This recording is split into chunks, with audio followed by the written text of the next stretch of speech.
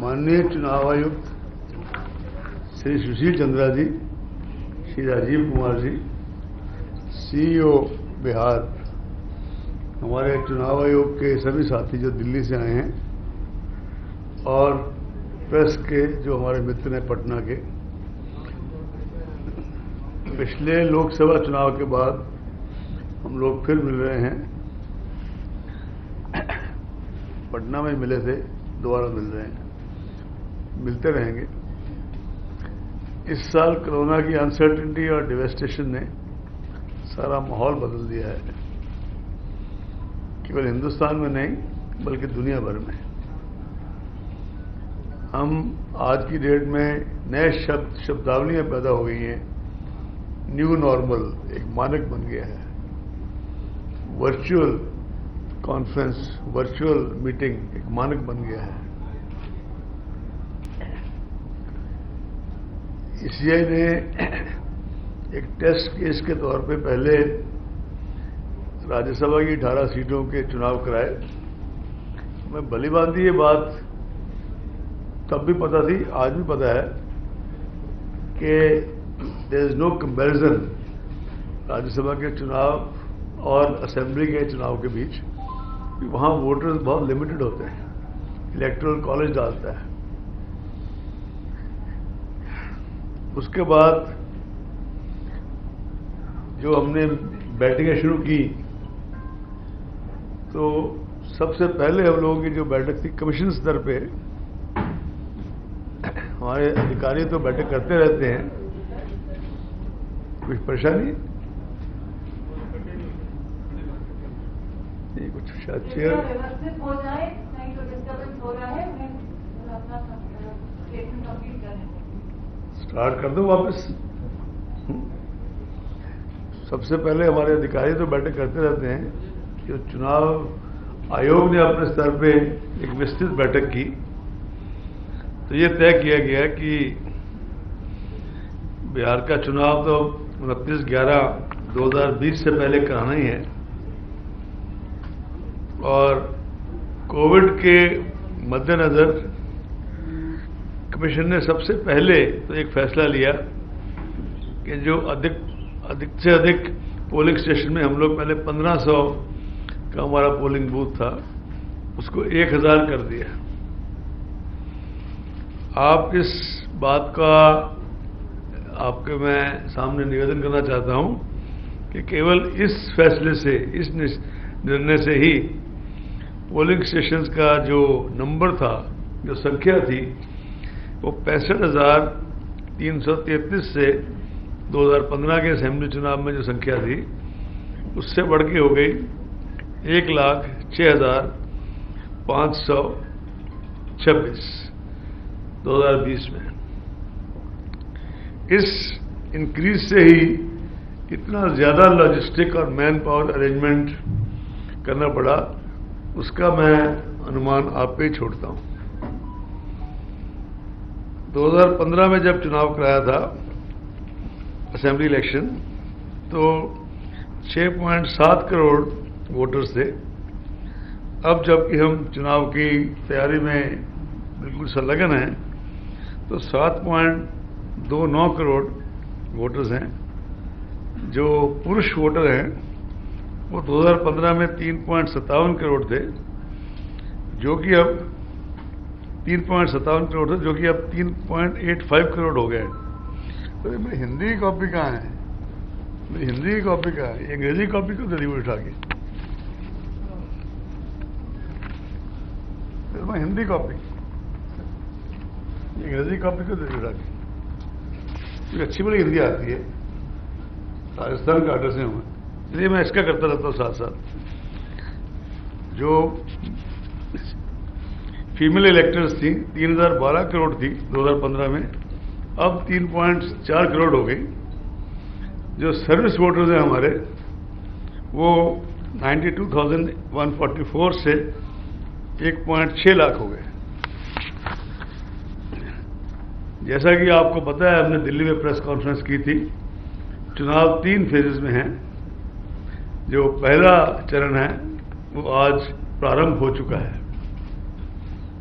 और पहला first phase जो है वो 28 अक्टूबर, सेकंड फेज 3 अक्टूबर, थर्ड फेज का वोटिंग 7 नवंबर और काउंटिंग 10 नवंबर। वाल्मीकि नगर जो संसदीय क्षेत्र है वहां पे भी चुनाव साथ साथ ही हो रहा है, along with 5 other by elections, assembly elections. आयोग ने 29 सितंबर से विभिन्न राजनीतिक पार्टियों के साथ चर्चा की और उनके मुद्दों और सुझावों पर को गंभीरता से सुना। सबसे पहले एक वर्चुअल मीटिंग हुई, सम्मिलित विपक्ष के लोग आए। फिर उन्होंने कहा कि हम चाहते हैं कि आप हम सब से हमारे सुझाव लिखित में मांगे। हमने तुरंत उसी दिन सब पार्टियों को लिख के भेज दिया कि हम आपको 15 दिन का टाइम देते हैं, आप उसमें हमें अपने विचार दें, सुझाव दें, अमूल्य सुझाव दें। उन्होंने 1 सप्ताह फिर दोबारा मांगा, वो भी दे दिया गया और उन सुझावों पर बड़ी विस्तृत चर्चा हुई और कोविड-19 पैंडेमिक के बीच सुरक्षित चुनाव कराने संबंधी विभिन्न तैयारियों का जायजा लिया गया।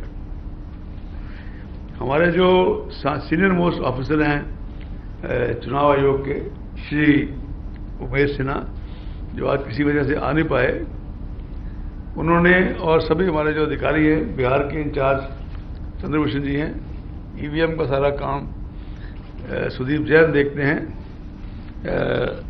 आईसीटी का आईटी इश्यूज को कुंद्रा जी देखते हैं और सीईओ तो यहाँ हैं ही, और शिफाली जी मीडिया को देखती है।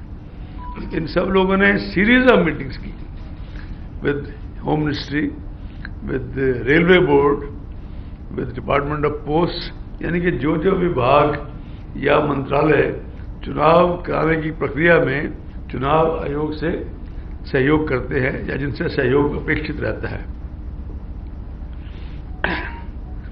इस बात की भी समीक्षा साथ साथ चलती रहती है कि आयकर, आबकारी, विभिन्न कर, वाणिज्य कर विभाग के नोडल अधिकारियों और राज्य सरकार के बैंकरों के साथ भी बैठकर बातचीत की जाए।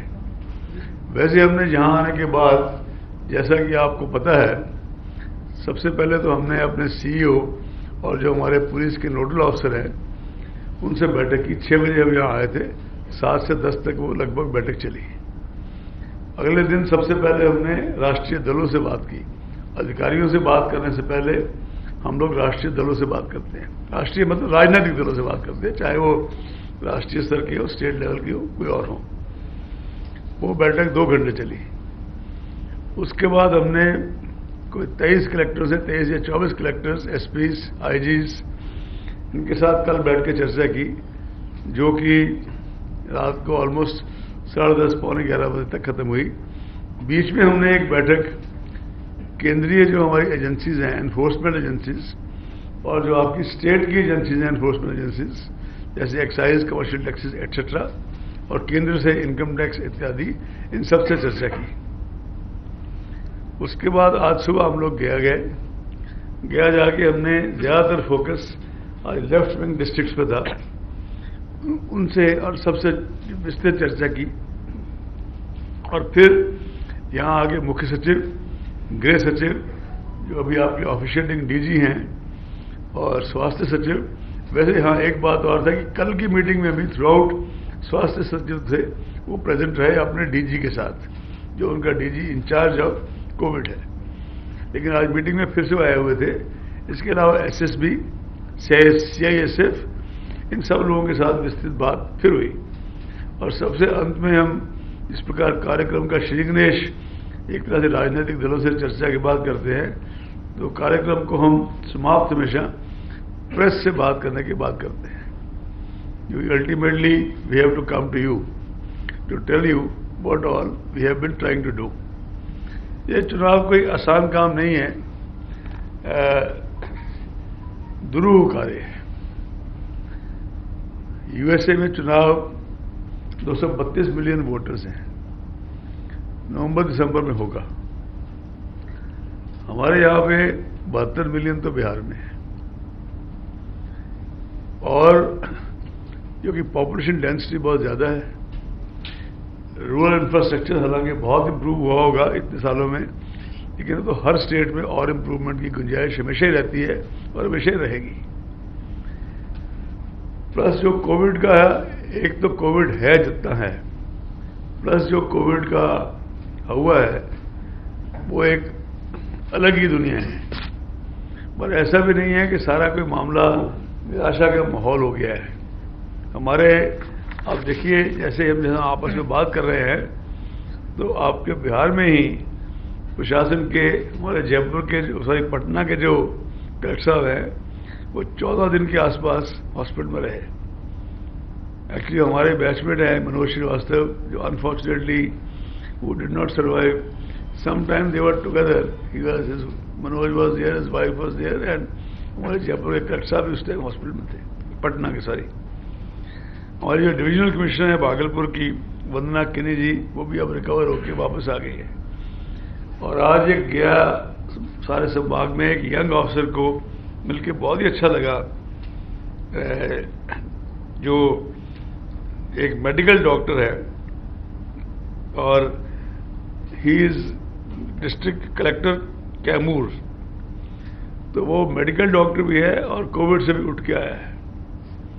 तो हमने उनको कहा, हमने सजेशन दिया इनको, हमारे सीईओ साहब को, कि इधर उधर से क्या आइकॉन लाते फिरते हो, इसी को आइकॉन बनाओ ना, कि ये तो मेडिकल डॉक्टर भी है। उस सेंस में भी जब लोगों से बात करेगा, he will be able to convince.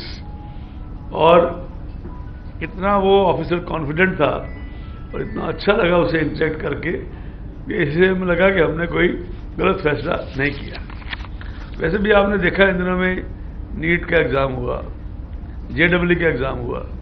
परसों यूपीएससी ने ये कह दिया कि हम अपना एग्ज़ाम अब पोस्टपोन नहीं करेंगे। माननीय उच्चतम न्यायालय कम से कम 2 बार कह चुका है, और वो उनकी ऑर्डर शीट में से रिफ्लेक्टेड है, कि ultimately life has to go on. हमारे डॉक्टर्स, हमारे रिसर्चर्स, हमारे एकेडमिशियंस, एक्सपर्ट्स दुनिया भर में ये लोग लगे हुए हैं। हिंदुस्तान से बहुत सी परसेंटेज इन लोगों की विदेशों में भी है, जो कि हमारे देश के लिए एक खास क्रेडिट है। और हमारे खुद के देश में भी जो लोग रह गए हैं, वो ऐसे ऐसे, at least I must personally be knowing 8-10 of them who are working day in and day out to ensure that they find some treatment for COVID. कोई ऑक्सफोर्ड के साथ अपना कोलैबोरेशन कर रहा है, कोई सीरम इंस्टीट्यूट ऑफ इंडिया जो पुणे वाली है, वो 2-3 जगह कोलैबोरेट कर रही है। बीच में उनकी एक बार परमिशन रुकी थी, फिर से रिज्यूम हो गई हैं। और this the largest institute of producing medicine injection in the world. और वो दोनों तरह का प्रयास कर रहे हैं, कि एक प्रकार से प्रिवेंटिव भी, कि कैसे ना हो, और क्यूरेटिव भी, कि अगर हो ही जाए तो फिर क्या करना है। तो हम तो सब यही कह सकते हैं कि उनके जो प्रयास हैं उनको आशातीत सफलता मिले, ताकि इस महामारी से पूरे विश्व को मुक्ति मिल सके। राजनीतिक दलों की बात पे वापस आऊँगा। जब हमने उनसे चर्चा की तो उन्होंने कुछ मुद्दे उठाए। कई राजनीतिक दलों ने आयोग से आग्रह किया कि कोविड काल में चुनाव के दौरान सामाजिक दूरी और अत्यंत अन्य एहतियाती कदमों की व्यापक व्यवस्था चुनाव आयोग ने की है, उसके संबंध में मतदाताओं को भी पर्याप्त और समुचित जानकारी समय पर दी जाए। कोविड गाइडलाइंस के बारे में, जो कि इलेक्शन कमीशन ऑफ इंडिया ने इशू की थी दिल्ली से, लेकिन साथ में ये भी लिखा था कि जो स्टेट्स हैं वो अपने लोकल हालात देखते हुए उसमें कुछ नियमानुसार परिवर्तन कर सकते हैं। इस तरह की जो सेंटेंस है वो MHA की गाइडलाइन में भी लिखा होता है कि स्टेट्स अगर चाहें तो कुछ ना कुछ अपना परिवर्तन लोकली कर सकते हैं, लेकिन they have to remain with the overall framework of national disaster management act etcetera. Postal ballot के बारे में कुछ राजनीतिक दलों का कहना था कि बुजुर्ग और दिव्यांग जो डिसेबल्ड मतदाता हैं वो रिटर्निंग ऑफिसर तक समय से आवेदन पहुंचा पाए, इसके लिए कोई माकूल सुविधा होनी चाहिए।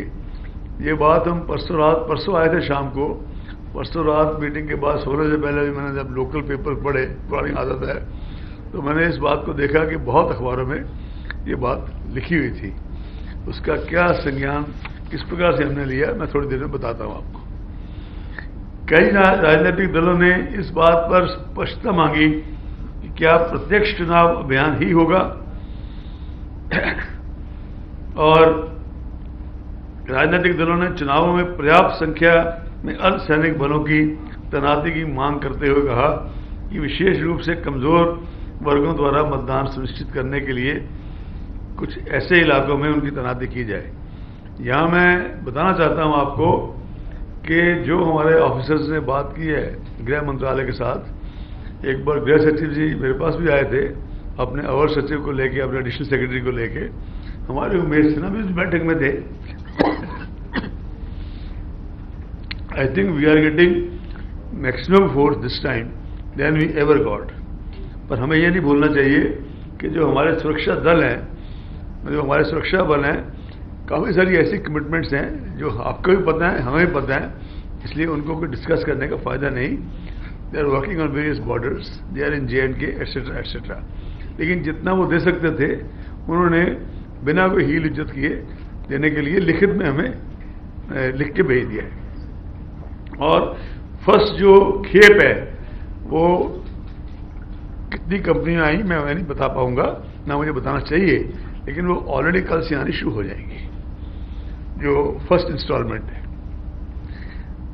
कुछ नेताओं ने जिन इलाकों में हाल में बाढ़ आई है वहां के बूथ मतदाताओं की संख्या कहा कि 700 करोड़ इत्यादि, जो हमने उसी वक्त उनको बता दिया कि अब 1000 किया है, इससे कम करना हमारे लिए अब संभव नहीं है, क्योंकि हम मैन पावर कहां से लाएं, कोई आसमान से तो मैन पावर आएगी नहीं। वो हमने उसी वक्त उनको कारण सहित समझा दिया, और मुझे तो ऐसा लगता है कि उन्होंने हमारी बात को अप्रिशिएट किया। बाहर जाके प्रेस को क्या कहा मुझे नहीं मालूम, आपको पता होगा। सोशल मीडिया के दुरुपयोग को लेके काफ़ी चिंता जाहिर की गई। सोशल मीडिया के बारे में मैं ये बताना अभी चाहता हूँ इसी स्टेज पे कि लोकसभा चुनाव से पहले ये बात बहुत आई थी, तो हमारे जो उमेश सिन्हा जी हैं और बाकी अधिकारी हैं, शिफाली जी, इन लोगों ने काफ़ी एंगेजमेंट की थी सोशल मीडिया से, और जिनकी एपेक्स लेवल की एसोसिएशन है जैसे फिकी और CIA वगैरह व्यापार की एसोसिएशन है, इनकी भी एक एपेक्स लेवल की एसोसिएशन है।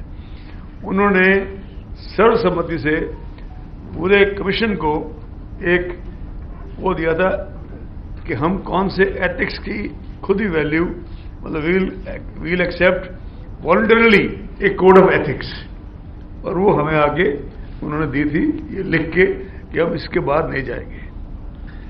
ज़्यादातर लोगों ने उस पर अपने वादे पे या जो उनका लिखित कमिटमेंट था कायम रहे। कोई एक आध अपवाद हुआ होगा, बाकी कोई खास अपवाद हुए नहीं। वो गाइडलाइन इस बार भी उन्होंने कहा है कि हम उसी को चलेंगे, लेकिन इसी बीच में हर मुल्क का माहौल बीच बीच में बदलता रहता है। अगर आपने हमारी प्रेस कॉन्फ्रेंस सुनी हो दिल्ली में, जब चुनाव हमने घोषित किया था बिहार का, हमने कईयों ने सुनी होगी, अधिकाधिक लोगों ने सुनी होगी, क्योंकि बिहार का मामला था। उसमें हमने बड़ा स्पष्ट कहा है कि सोशल मीडिया हम तो चाहते हैं वो कोऑपरेट करें। हमें भी इस बात का संज्ञान है कि हमारा लॉ अभी स्ट्रांग नहीं है। जर्मनी का लॉ बहुत स्ट्रांग है, US का लॉ आज से हफ्ता पहले तक तो स्ट्रांग था ही नहीं। आज से एक सप्ताह पहले से कुछ जागृति आई है, और उन्होंने एकाध किसी को बुलाने के चक्कर में कि इसको बुलाओ, एग्जामिन करेंगे, ये करने के कुछ कहने की प्रयास किया है। UK का लॉ धीरे धीरे स्ट्रांग होता जा रहा है। हमारा लॉ भी स्ट्रांग हो, उसके लिए हम प्रयासरत हैं। लेकिन एक बात बड़ी क्लियर है कि खासकर बिहार के परिप्रेक्ष्य में अगर हमारे पास कोई ऐसी प्रूवन रिपोर्ट आती है हमारे CEO साहब के थ्रू, आपके थ्रू, किसी और के थ्रू, कोई भी नागरिक के थ्रू, कि कोई सोशल मीडिया इस प्रकार की मिसचिफ कर रहा है जिससे कि वो कम्युनल वायलेंस या कास्ट वायलेंस को बढ़ावा मिले, तो हम कठोरात्मक जो कार्रवाई है वो करने में बिल्कुल नहीं झिझके थे। जो MCC वगैरह तो ठीक है, बहुत MCC सब ने मिलकर बनाई है, लेकिन MCC के टाइम पे तो सोशल मीडिया था ही नहीं। तो we will not hesitate to take any action under IPC or any other law in force, whether it is IT Act or IPC. और ये बात हमने चूंकि इसीलिए हमने उस दिन ये बात प्रेस कॉन्फ्रेंस में कही ताकि ये बात हम एक एक को लिखें कि ये बात बुलावलायक है, ये सबको पहुंच जाए। और ये भी कई नेताओं ने कहा कि ऑनलाइन नॉमिनेशन और रैली परमिशन की जो आपने प्रक्रिया की है उसकी हम सराहना करते हैं, पर आप कोशिश करें कि आरओ ऑफिस तक बहुत दूर ना जाना पड़े, फोटो वोटर स्लिप्स का आवंटन समय रहते हो जाए। एक दल ने समय सीमा 7 AM से 7 PM करने की मांग की। एक दल ने कहा कि सारे बिहार के वोटर्स का चुनाव आयोग ही बीमा करा दे। हमने उनसे निवेदन किया कि आप सब मिलकर क्यों नहीं कराते हो, तो आपके पास भी सांसद निधि वगैरह सब कुछ होता है, उसी में से कुछ कर लीजिए। तो सभी राजनीतिक दलों को सुनकर आयोग ने उन्हें आश्वस्त किया, और मैं दोबारा कहना चाहता हूं बड़ी गंभीरता के साथ कि राजनीतिक दलों का फीडबैक हमारे लिए बहुत इंपॉर्टेंट है, क्योंकि सबसे इंपॉर्टेंट है चुनाव में voter. Second major stake players है राजनीतिक दल। चुनाव आयोग एक आयोजन कराने के हिसाब से संविधान की संस्था है। थर्ड मेजर स्टेक होल्डर्स हैं other social activist, NGO, civil society, media. और अल्टीमेटली कहीं फिर भी कोई झगड़ा पड़ जाए तो फिर जो उसके आर्बिटर्स हैं वो हैं ऑनरेबल कोर्ट्स। उनका जो भी फिर फैसला हो वो सबको मान्य है, कोई अपील करना चाहे तो उसकी इच्छा है। तो भारतीय चुनाव आयोग, जैसा कि आप जानते हैं, राज्य में सुरक्षित, शांतिपूर्ण, निष्पक्ष चुनाव कराने के लिए अनुकूल वातावरण सुनिश्चित करने को विशेष महत्व देता है। आयोग ने मुख्य चुनाव निर्वाचन अधिकारी और जिला निर्वाचन अधिकारियों से जोर देकर कहा है कि कोविड काल में यथासंभव चुनाव के दौरान सामाजिक दूरी और अन्य एहतियाती कदमों को जो व्यापक व्यवस्था चुनाव आयोग ने की है उसके संबंध में मतदाताओं को पर्याप्त, समुचित और व्यापक जानकारी दी जाए। जो हमारा स्वीप प्रोग्राम है, जैसा कि आप सबको विदित है, उसका पर्पस ये है, और इस बार हमने ये निर्देश दिए हैं कि जो स्वीप प्रोग्राम है वो हमें कंप्लीटली कोविड पे ही लगाना है। मतलब स्वीप प्रोग्राम में जो भी ये कराते रहते हैं, कठपुतली का नाच, ये वो सब, आप सब इस हिसाब से कराओ कि it has to be COVID focused, ताकि जो ग्रामीण परिवेश में खासकर वोटर है उनको भी पता चले, और बिहार में तो अधिकांश वोटर ग्रामीण परिवेश में है, उनको पता चले कि इस टाइम हमें क्या चीज़ अवॉइड करनी है, क्या नहीं करनी है। चूंकि ये बात बहुत जगह आई, आपने जैसा सुना होगा 80 साल के वृद्धजन और पर्सन विद डिसेबिलिटी के बारे में। मैं वैसे आपके संज्ञान में लाना चाहता हूं कि ये जो वर्तमान चुनाव आयोग है, हर चुनाव आयोग छोटी मोटी कोशिश करता रहता है, करता रहेगा। हम ही लोगों ने ये प्रस्ताव भेजा था दिल्ली के चुनाव से पहले मिनिस्ट्री ऑफ लॉ में, और ministry of law and justice जो हमारा एडमिनिस्ट्रेटिव मंत्रालय है, कि उनके लिए विशेष व्यवस्था की जाए। 80 साल PWD और साथ में सर्विस वोटर्स, और 65 भी हम करना चाहते थे, लेकिन फिर क्या हुआ कि एक तो ज्यादा राजनीतिक दलों ने कहा कि जो इसका दुरुपयोग हो सकता है, प्लस सेकेंडली मैं उस बात को दोबारा दोहराऊंगा कि 1500 से 1000 वोटर करने के बाद हमारे पास फिर इतनी क्षमता नहीं थी कि हम इतनी मैन पावर ऑर्गेनाइज कर सके।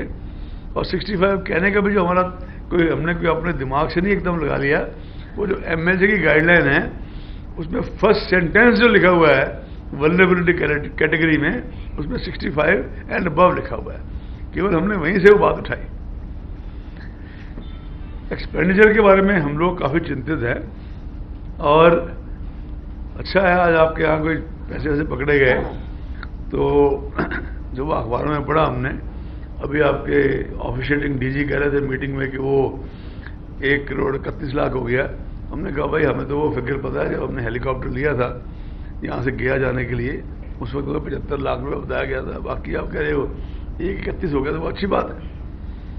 और लेकिन हमने तय किया है, जैसा हमने लोकसभा में किया था और कुछ विधानसभा में कर चुके हैं, ये अन्य प्रदेशों में कर चुके हैं कि हम special expenditure observers, people retired, very senior, very retired, with impeccable outstanding integrity and outstanding track record.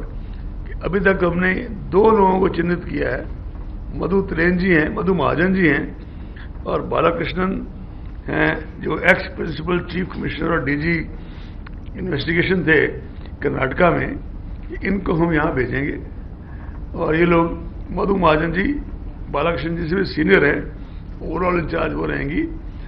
और हमने ऑलरेडी इन दोनों अधिकारियों को लोकसभा इलेक्शन में कर्नाटका में भेजा था, महाराष्ट्र में भेजा था, 2-3 स्टेट्स में हम भेज चुके हैं इनको, and they gave outstanding results.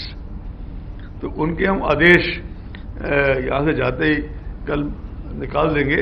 उनसे, चूंकि हमारे जो सुशील चंद्रा जी हैं, आप जानते हो कि वो तो चेयरमैन सीबीडीटी खुद ही रहे हैं, उन्होंने उनसे टेलीफोन पे बात करके उनकी कंसेंट भी ले ली है। कोविड काल में कई अधिकारी कंसेंट भी नहीं देते ना आजकल। तो तमिलनाडु भी हमने इनको भेजा था।